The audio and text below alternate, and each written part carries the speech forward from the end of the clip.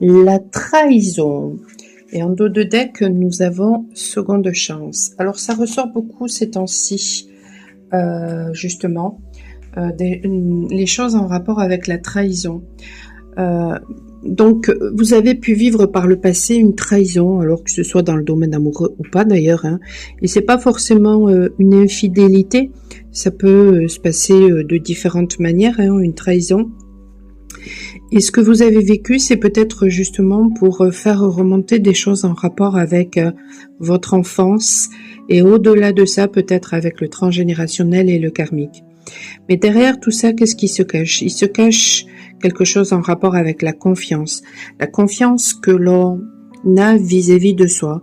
Lorsque justement on a été enfant et que on nous a trahis, eh bien ça ne facilite pas la confiance vis-à-vis de soi. Donc on va grandir justement avec un système de fausses croyances qui vont tout faire pour justement nous montrer que nous n'avons pas confiance en nous, et ensuite on va le vibrer et on va attirer des énergies des personnes qui vont justement nous trahir pour nous montrer que nous manquons de confiance en nous. Et lorsqu'on fait ça, on se trahit et donc on attire la trahison.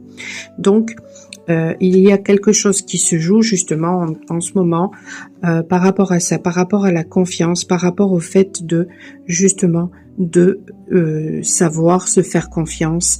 Donc pour ça, il faut vraiment écouter son intériorité, être engagé vis-à-vis de son cœur, et ensuite on pourra être engagé vis-à-vis de la bonne personne.